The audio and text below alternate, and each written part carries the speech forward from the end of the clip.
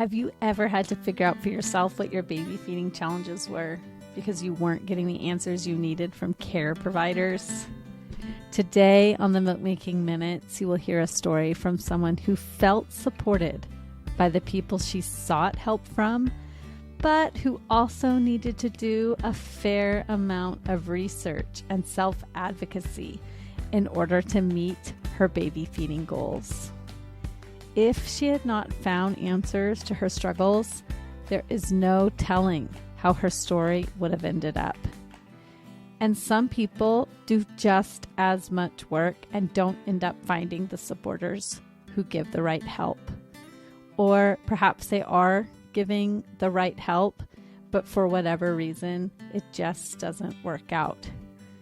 So whether you did the work and ended up meeting your goals or ended up changing your plan, there is so much in this story that you can relate to. So enjoy. When I began breastfeeding, I was blindsided by how difficult it was. I may have thought I was prepared, but having known only a handful of people who had ever done it and only seeing it up close a couple of times, I had a huge learning curve. Since then, I've become a doula, a childbirth educator, and an internationally board-certified lactation consultant, or an IBCLC. I'm your host, Lo Nigrosh, and I welcome you to my podcast, The Milk Making Minutes, where we explore breastfeeding struggles and triumphs through the lens of systemic barriers, so that you know your baby feeding struggles are not your fault, and your triumphs really are the miracles you feel they are.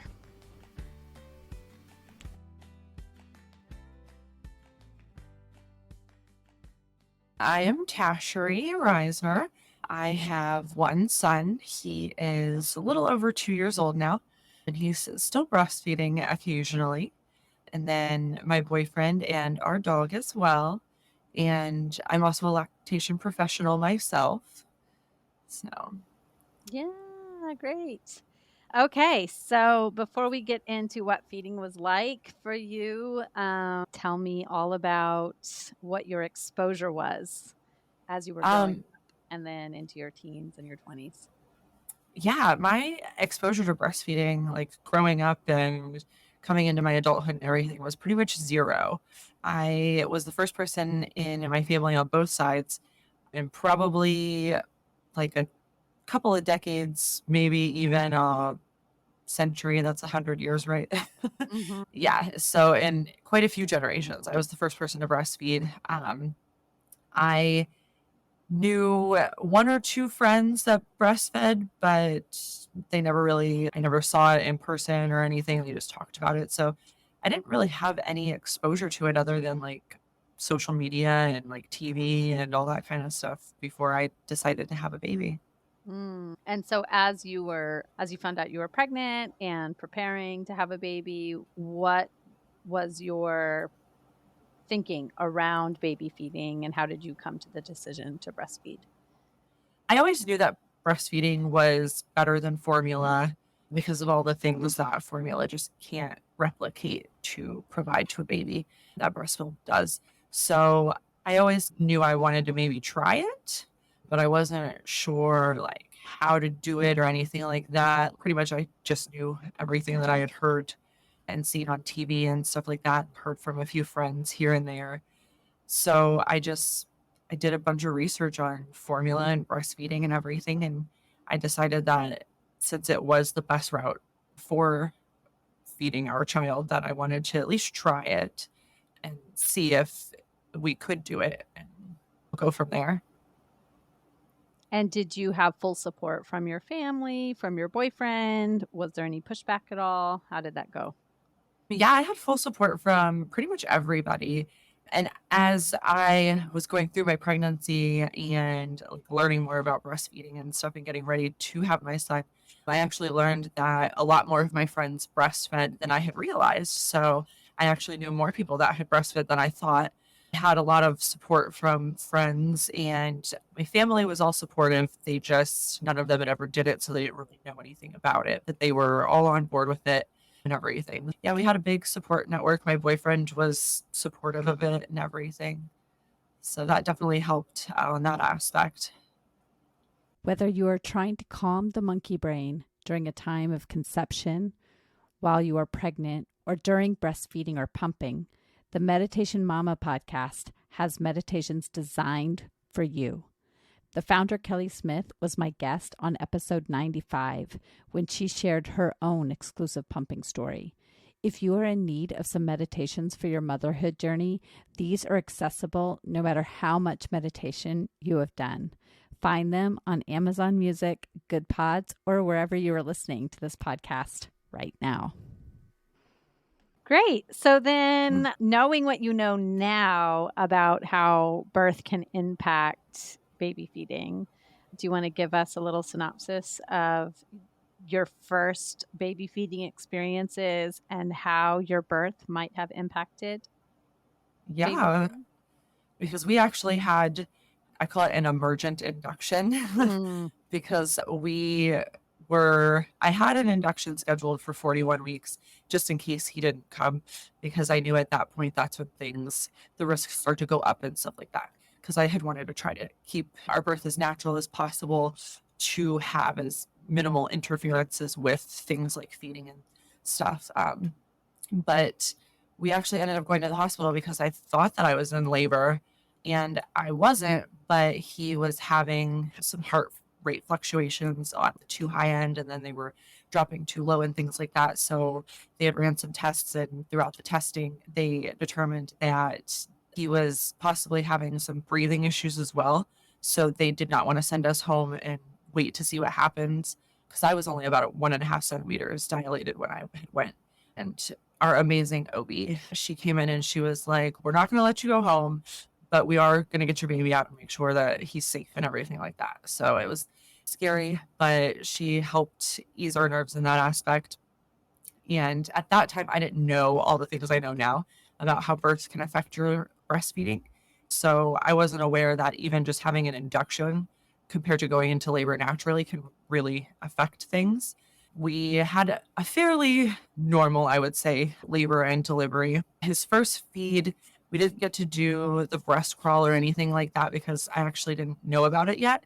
And he also had some oxygenation issues, so they had to take him away for a minute to stimulate him and get him to take those big, deep breaths. But as soon as they got him breathing good and they brought him back over, the nurses tried to help with breastfeeding, and they were like telling me how to hold him and like how to get him to latch and stuff. And I thought everything went well, and I thought he latched fine because he did latch and he was seeming to get milk and stuff.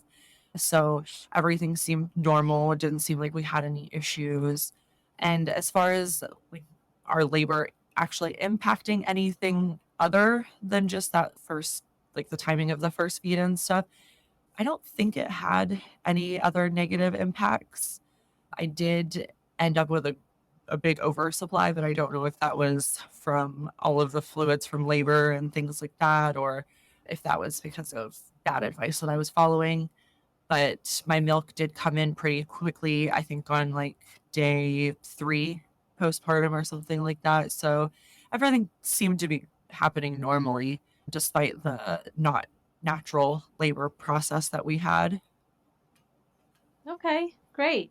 And did you feel supported in the hospital once you had him to get going with feeding? Were the professionals that were there helping you, did they honor your autonomy and help you figure out how to feed while also treating you like somebody who um, was in charge of your own body and your baby? Yes, our medical team was actually really great. I had actually made up a birth plan and I took it to one of my prenatal appointments. Me and my OB discussed it in detail and everything. She went over like every step and whether that would be something that they could do or not. So going into the labor process, they already knew that I wanted to breastfeed and that I did not want formula brought up or introduced at all unless it was absolutely like dire necessity. So they were all really supportive of that. They tried to follow every step of my birth plan as they could, including the feeding wishes. The only thing that I had a problem with, I guess I would say, is I never saw the lactation consultant. And I'm not sure if it was because I gave birth on the weekend, because he was technically born at 2 a.m. on Saturday morning. We were there for Saturday and Sunday, and then we were discharged on Sunday. So I don't know if she just wasn't working or if she was too busy or what the case was. But I did ask to see her quite a few times, and she never came. So that really upset me because I really wanted to make sure like we were doing things right and everything. But all of the nurses that we had and everything, they did the best that they could to help us and show us things.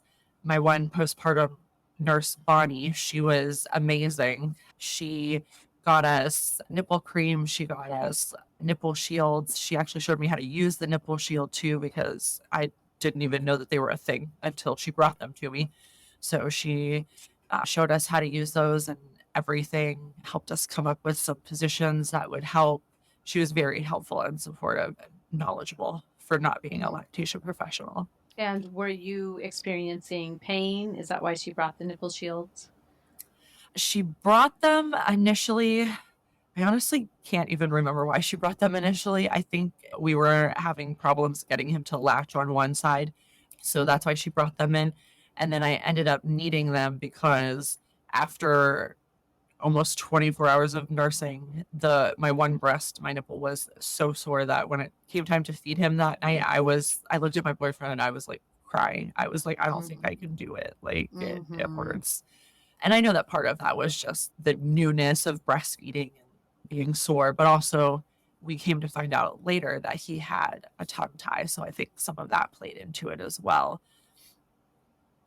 Yeah, absolutely. And I always tell people I work on a postpartum floor a couple of days a month, and I always tell people, although pain is normal in that a lot of people experience it, it's not normal in that you should continue to endure it. It's an indication that something is going on. So in your case, there was a tongue tie. So oftentimes as women in particular, we have been trained to just endure pain and to just grin and Just, bear it. yep. And especially when we have a new baby, we will make all sorts of sacrifices for this new baby, including bodily sacrifices. We've just gone through this traumatic experience of giving birth. And so we think, okay, this is just the next traumatic thing. I will endure all sorts of pain to make sure that my baby is well fed. But in the end, we should not have to endure pain to feed our babies. And I'm really sorry that the lactation consultant never came, because it's great that we can hand out things like nipple shields, and that's not really a long-term solution when somebody is experiencing pain or a baby won't latch. We really do need to figure out why that pain is happening. And so many people go home not knowing why they're in pain or why their nipples are getting damaged, because we just don't have enough support in the hospitals to help people resolve their Yeah. feeding difficulties. Yeah.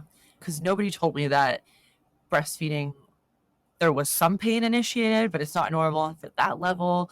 Nobody told me that. Nobody told me that I shouldn't use the nipple shields forever. None of those things. So yeah, I would have been nice to have seen the lactation consultant and have those things explained to me, because we just went home. Okay, this is how it's going to be. Exactly. So Right. Yeah, and even the lactation consultants in the hospital, we need to be really aware of helping people know what their next step should be, because once they go home, they're on their own. Make yeah, sure that people know, hey, you need to contact a private practice lactation consultant if you're going home with a nipple shield, because there needs to be some additional planning, because it's not typically a long-term solution. It's a way to get you going and get you started so that you can feed your baby right now, but it's not typically part of a long-term plan. yeah. And I know that now. Unfortunately, I didn't know that then. And I think we ended up using them for almost 2 weeks, because I didn't even get a phone call from the hospital lactation consultant until he was like 3 weeks old. And by that time, we had found out about the tongue tie, had it revised, we had used Wow. formula, like so many things. So, Yeah. Yeah. Yeah, and I totally can picture that night when you turn to your boyfriend crying, I don't know if I can do this. And so many people get to that point where they dread feeding their babies. And no one wants to be in that boat. No one wants to be dreading nurturing their baby. Oh yeah. And it was hard. I felt bad as a mother because I was like, I have to feed my baby, but I don't want to because it hurts so bad. And Mhm. yeah, it was definitely hard, but he was supportive. And luckily, it was only on one side that I had the severe pain. The other side wasn't as bad. So we were able to still feed him on the other side when that side was in pain. And was that on that side, does your nipple look different, or is it differently shaped, or is it harder to pull Um, out? I No, they're pretty symmetrical and everything. So I'm not sure why he had problems with that particular side. I don't know if it was just because of the tongue tie and being on that one side, it was just affecting it more or not. But Mhm. yeah, he just always had problems with that one side until we got revised. Yeah. Did he ever get any body work done after the tongue tie? He did not because I didn't know about any of that. The lactation professional that I had spoken to prior to his tongue tie revision, she didn't bring it up. And then the one that we had seen later on when he was around 2 months old, she didn't bring it up either. And neither did the ENT. So we never knew about it. Mhm. Yeah, you take each next right step as it comes and you do the best you can with the information you have. So you get home from the hospital, you still haven't seen the lactation consultant. Were they saying she's not here, it's a weekend? Or when you were asking to see the lactation consultant, they were saying, okay, we'll send somebody? They were basically just telling me, okay, we'll let her know. And then I just never saw her. So I Yeah. have no clue why she didn't come. Yeah. It was mid COVID too. It was February 2021. That could have played into it as well. Who knows? I never got an explanation. Okay. All right. So you get home and you still have a nipple shield and you at least have some nipple cream and the nurse helped you as best as she was able and you still have pain on one side. We were, Oh, go ahead. oh, I was just going to say that we went home and we were just feeding like we were in the hospital. And were there any weight gain concerns? There was a little bit at first because when we went home on Sunday and I think we had to go back on Tuesday or maybe it was Monday, I don't remember, um, for his like 2 day checkup or whatever.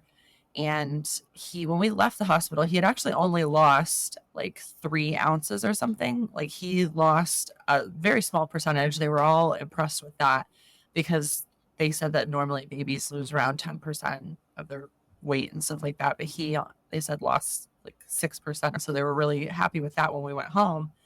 And then at his first appointment, he was doing good still as far as weight went. I think he had gained a little bit, but then by that Friday, when he was approaching like 7 days old, um, we went and he had actually gone down like an ounce or two.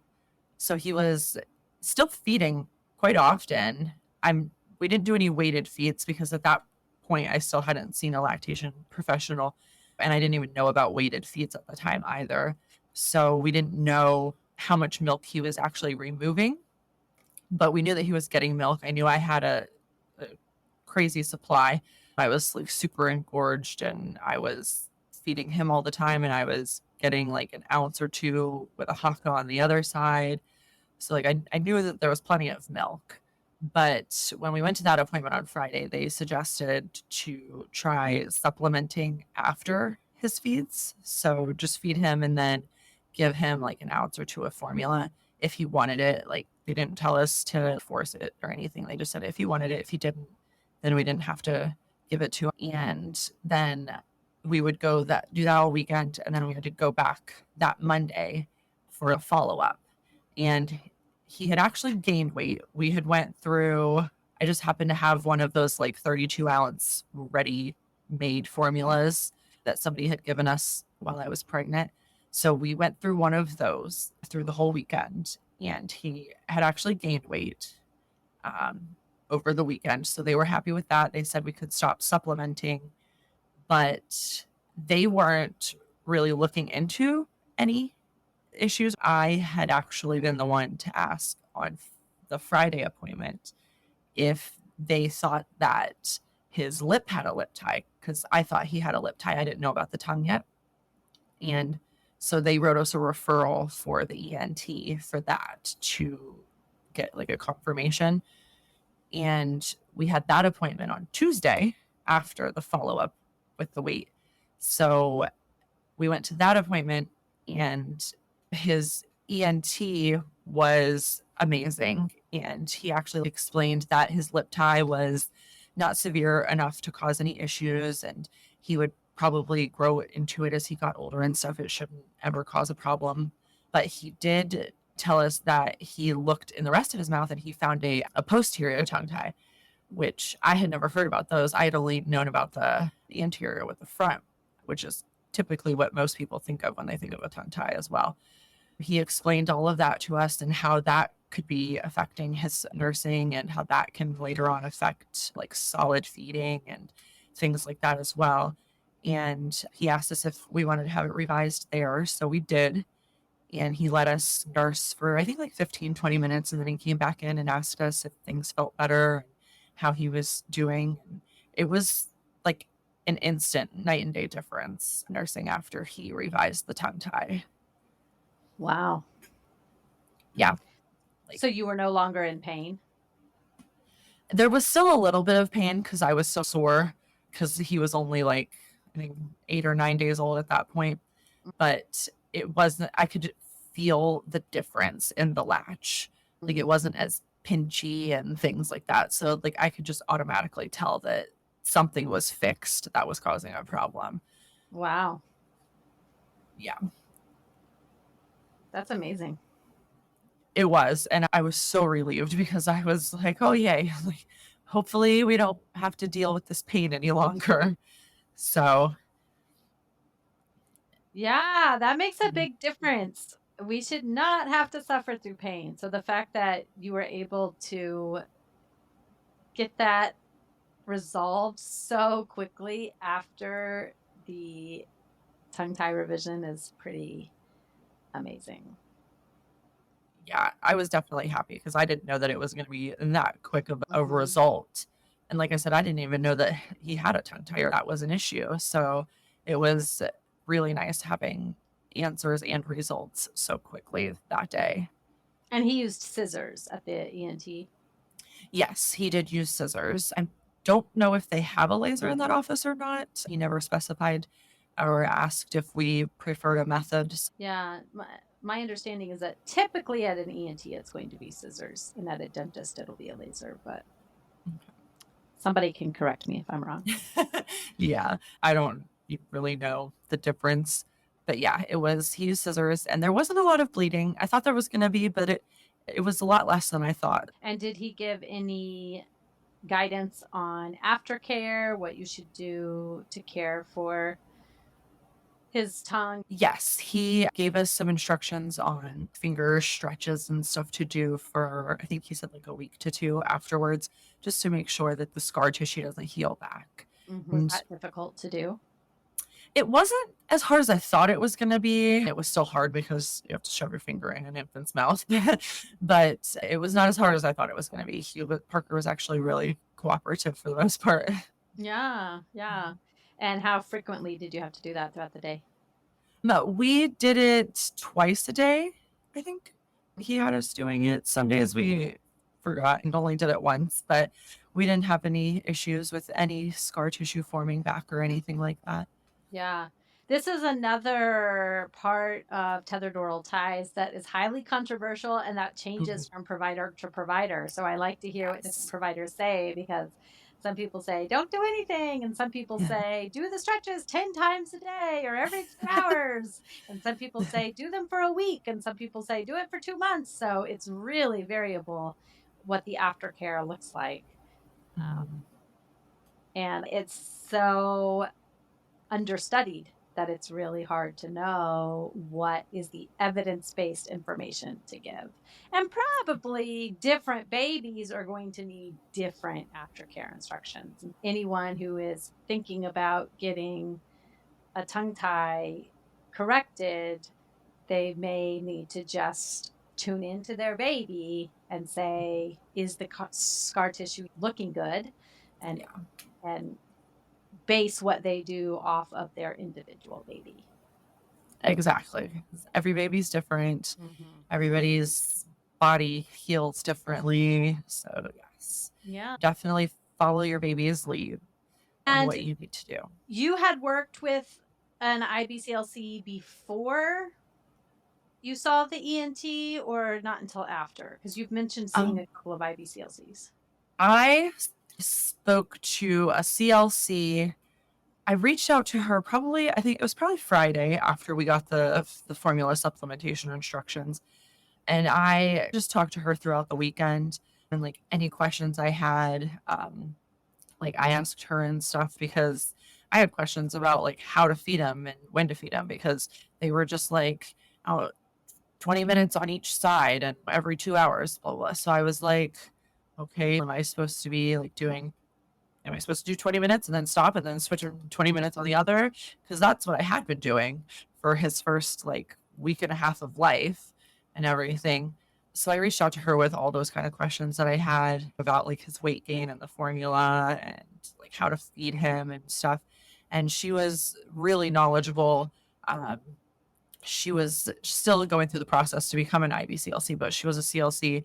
So she sent me like resources on what like normal weight gain looked like. And like she told me how to feed him and like just to let him unlatch himself and just follow his lead and stuff. And because I was a mess, honestly, when I messaged her. I was like, they just told me all this stuff and I don't understand it and everything. And I don't, am I supposed to do it this way or am I supposed to do it that way? Because like I take things very literally because I have a little bit of autism. So like sometimes when people explain things to me, I'm like, okay, I have to do it exactly this way because that's exactly how they said it. And that's how I was feeding him with the like 20 minutes per side and stuff. And she was like, no, you don't have to do that. Just put him on one side and let him feed. When he's done, you can offer him the other side if he wants it. Great. If he doesn't, it's fine. And then next time, just start on that side. She made it very simple and easy for me to understand and like really helped me feel a lot more comfortable after realizing we were having these struggles and stuff. And then I spoke to an IBCLC when he was 2 months old, so way after the tongue revision. And that was just on the phone as well. No, the first one was on the phone. The second one, she actually came out to our house and did a weighted feed and watched us nurse. She checked his revision to see how it was healing and everything. So that one was a lot more in depth. Okay.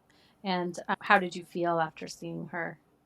I felt really good after seeing her because after we got the okay to stop formula feeding and he got the tongue revision and he started like gaining weight and stuff, I still just felt like I didn't know what I was doing and things like that because I still hadn't actually seen a lactation professional in person yet. So I really felt like that was something that was going to help us to keep breastfeeding. And so I went on the lactation network and was able to find one in my area that could come to us. Yes, Yeah. great. Yes. And That's she was, great. oh yeah. And because we actually lived in the country too, like outside of the city. So I was like, I don't even know where to find one out here without having to drive like an hour into the city to go see one.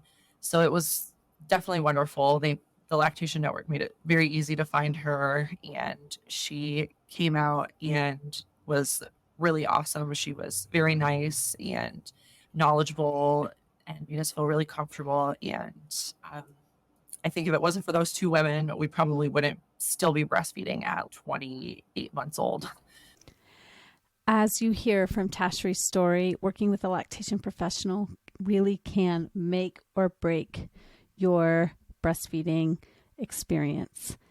So wherever you are in your pregnancy or breastfeeding journey, if you are now considering working with a lactation professional and you would like to work with me, I would love to be the person who helps you figure out what your initial goals are or helps you figure out what your next right goal should be and helps ease your mind and your worries about how you get there. I can work with you virtually or in person. And in many cases, I can bill your insurance directly. And if for some reason I can't, I can provide you a super bill that you can present to your insurance company for reimbursement. So go to my website, www.quabbandbirthservices.com, to learn more. I can't wait to work with you.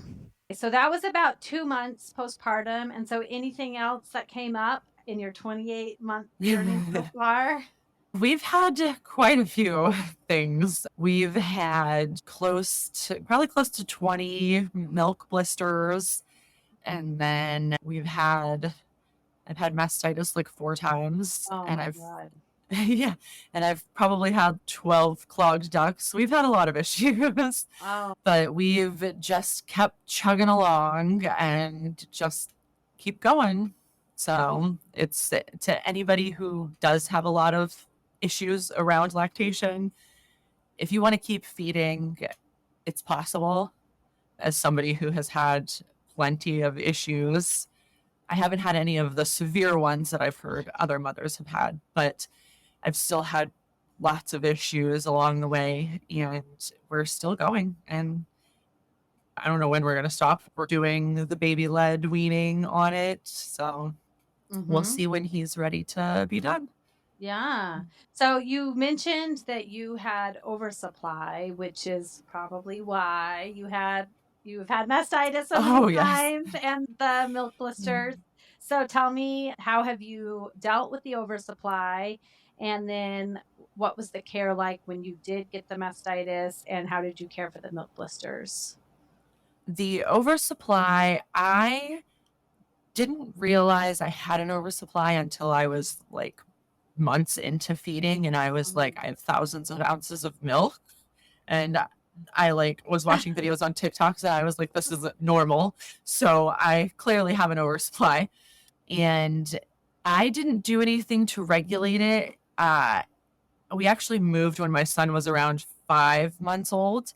And then about a month and a half after that, it slowed down and started to regulate itself. Like it cut itself in half. Like my supply dropped hard around 6 months. And I was really sad about it at first. But then I was like, you know what? We have all this extra milk and he's not drinking it. So like it's fine that my supply dropped. And then as I started realizing that it was an oversupply, I was like, this is now probably just what a normal supply is like. And so I ended up donating milk to a bunch of women to feed their babies. And I learned too, like throughout the oversupply process, that I actually was probably the reason for my oversupply.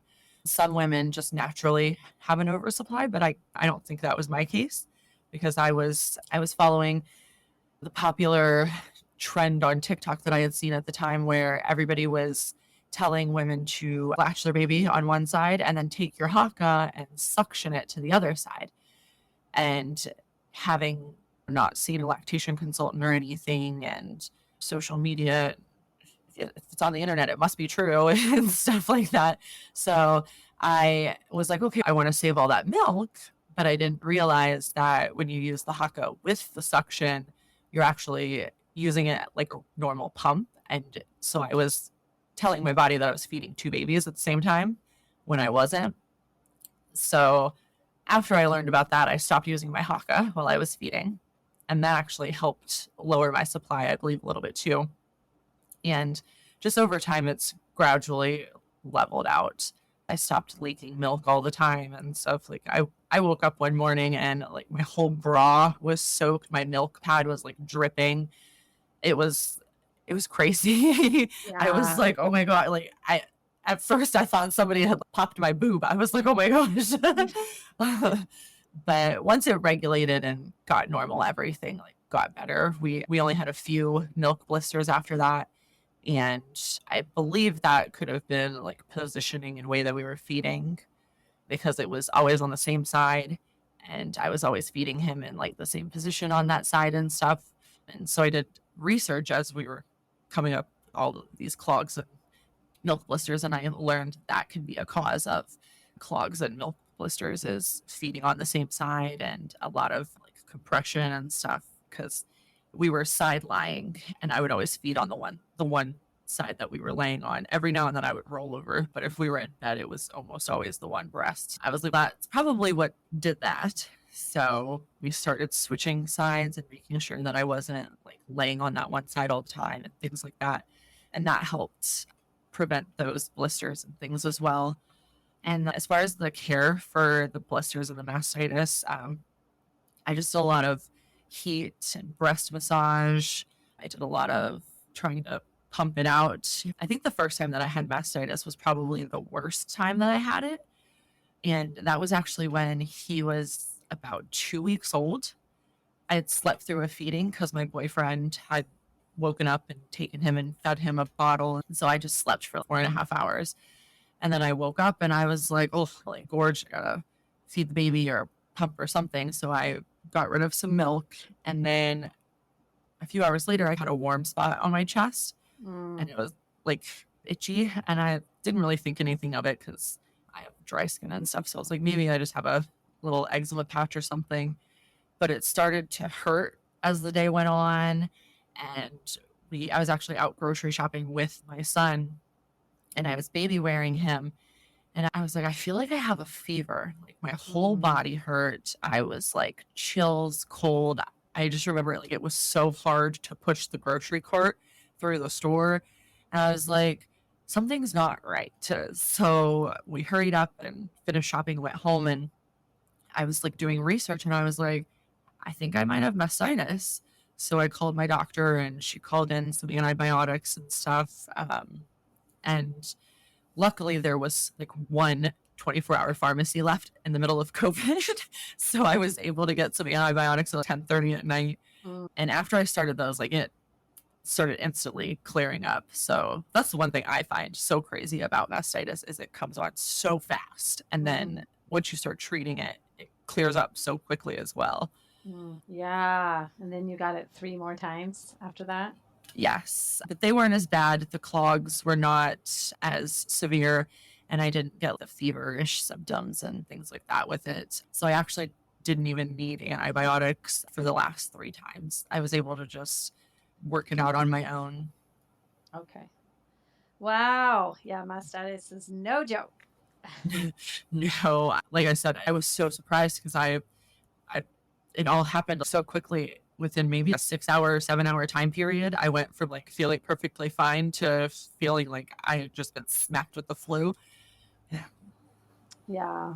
Yeah, that's really difficult, especially when you're just 2 weeks postpartum and Yes. you're recovering from so much to begin with. Yes. But thankfully, my OB was wonderful and was able to get those antibiotics called in for me. Yeah, it's nice that she believed you and you didn't have to go to an appointment, get looked at, that she was able to just send it in. Yes, because we were trying to find a way to get me to get an appointment the next day, but they were like all booked up. And I think it was close to the weekend because I just remember it like telling her like, I can't wait a couple of days. And she asked me a whole bunch of questions like, do you feel this and this? Do you have a fever? All that stuff. And I was like, yeah, definitely. I have all of it. So she was like, okay, I can just call in some antibiotics for you then. Is there anything else about your experience that you think it's important for people to hear?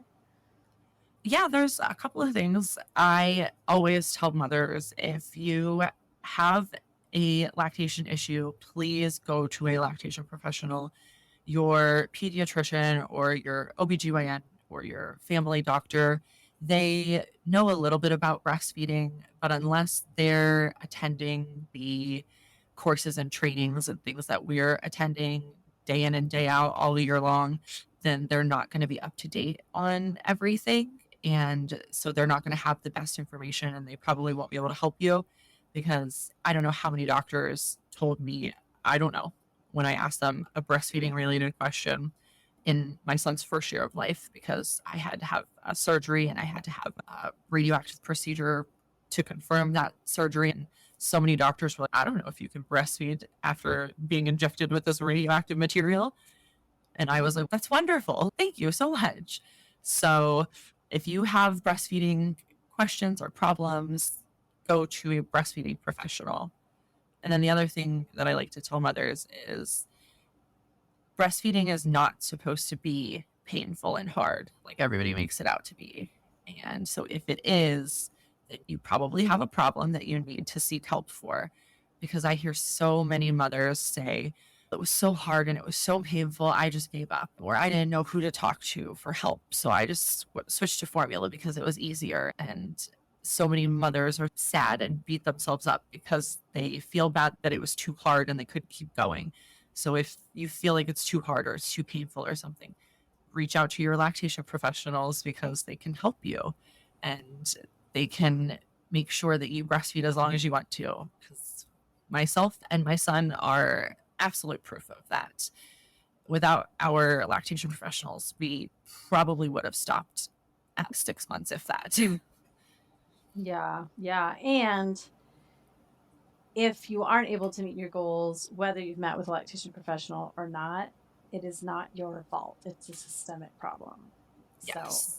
So you can just know that you did the best job you could with the information you had. Yes. So both things are true. We are here to help you. And if you didn't get the help you needed, or you sought out the help and it still didn't work out because we can't solve every problem, we are still proud of you for the work that you did do. And yes. You are still a good parent. Yes. That I am so proud of any mother who even just tells me that they breastfed just for the first feed. I'm like, that's fine. That's wonderful. That's the most important feed to breastfeed your baby. So that is great because you did what you wanted and you fed your baby how you wanted the information that you had. Awesome. Where can people find support from you? They can find me on TikTok and Instagram and Facebook. I am the Boobie Whisperer, Boobie. And I try to post on there as often as possible, usually at least 2 to 3 times a week. And they can always message me with questions, or you can book appointments right there on my Facebook. And they come right to my phone like instantly, so I can confirm it immediately for you. And I do virtual consults. And for hands-on in-person visits, I'm available in the Northwest Ohio area. That's great. Awesome. Thank you so much. We'll have all of your information linked in the show notes as always. And thank you again for being willing to do this interview over. Your story is important and I value your time and I appreciate you telling it again. Oh, yes. Thank you so much for having me again. I love telling my story and love letting mothers know that you can do extended breastfeeding and you can keep going even when you have lots of problems. And if your pediatrician tells you you have to supplement, it doesn't have to be forever. We only did it for 3.5 days. So it doesn't have to be forever. And just if it's what you want, there are people to help you achieve that. That's right. Awesome. Thank you so much. You're welcome. If you really want to feed your babies human milk, it is really important to get help from the people who know how to do this. Breastfeeding has become a lost art form. Just like Tashery mentioned, she was the first person in her family in maybe a century to feed a baby from her own body. And that has meant we have lost breastfeeding culturally, which is why we need to rely so frequently on lactation consultants and other professionals to help us know how to feed our babies.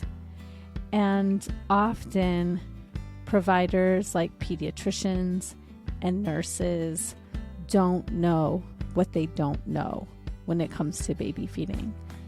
And while I deeply respect pediatricians for the knowledge that they do have, what I know is they have to study and understand such a wide ranging array of topics because they are dealing with so many things that could go wrong with your baby from the moment they're born until they become adults. And baby feeding is just not one of the areas that they become experts in.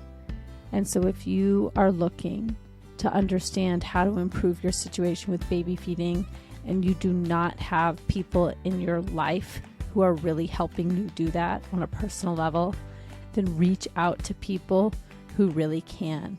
And you know what? If you reach out to somebody and you have a conversation and you feel like this isn't the right person for me, then find somebody else. And with that being said, I would love for you to join my Milk Making Minutes community group on Facebook. It's a place where both parents and professionals come together to discuss the inequities that make feeding our babies human milk so difficult. And if this podcast has meant anything to you, can you please rate and review it on your preferred podcasting app? That goes a long way in helping future guests know that it is worth their time to come here. And I'm really hoping to get some big guests on in 2023. Thanks. Bye.